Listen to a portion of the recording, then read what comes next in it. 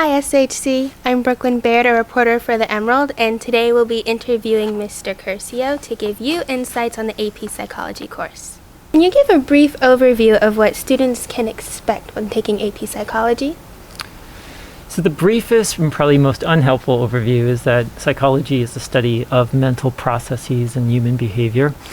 So it doesn't really tell us too much, right? So it's basically the equivalent of a college course in psychology, which is pretty standard across most universities. So it's basically a survey course that kind of touches upon the main topics in psychology: motivation, personality, emotion, and biology. I would say psychology is becoming more biologically based, so a lot on the brain and different brain structures.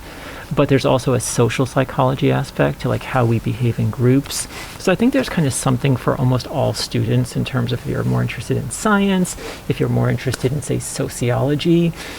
So we touch upon a broad range of topics in psychology. Interesting. Could you describe what a typical day for a student in your class looks like? I can tell you what the ideal day is like, right? So some of the days don't always go as to planned. But for the most part, students will have an open note reading quiz on what they took the night before.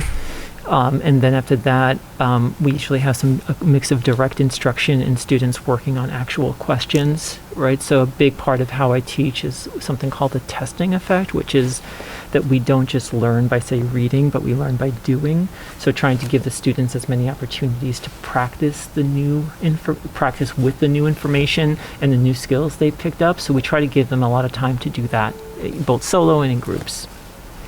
Are there any specific patterns to when tests occur in relation to discussions or lectures? There's an average, but I wouldn't say necessarily always a pattern, because the pattern really depends upon how long the units are. So just the way, because we're teaching to kind of the College Board's, curriculum. So there are some units that are literally 12 pages long, and then there are some units that are 50 pages long. So you can see where it might take, it's hard. But I would say like on average, probably like every 2.5 to 3 weeks, there's probably an exam coming your way. What does the workload look like in a week?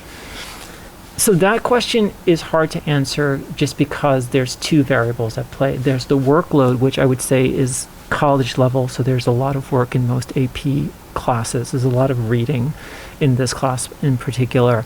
But I say the second variable is the student and how they process information. So for instance, I'm a really slow processor, so it takes me longer, say, to read something. So you might have to add like a half an hour or 45 minutes when you're talking about someone who processes information like me versus some of my students who are much quicker than me in terms of their processing. But I would say if you're taking an AP class, you should expect probably per week, you're going to be doing 3 to 4 hours of work for most AP classes at our school. Thank you for giving us some insight on AP Psychology. Thank you, Brooklyn. It was a pleasure to see you again. For the Emerald, I am Brooklyn.